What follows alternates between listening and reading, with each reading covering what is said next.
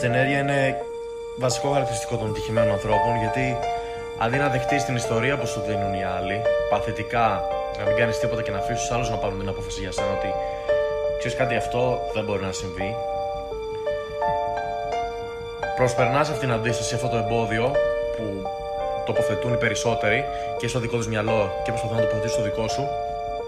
Προσπερνάς αυτό το εμπόδιο και είτε το κάνεις στην άκρη και και δημιουργείς ένα δρόμο, είτε το παραπλευρίζεις και βρίσκεις ένα καινούριο δρόμο. Οπότε τον φτιάχνεις ή το προσπερνάς.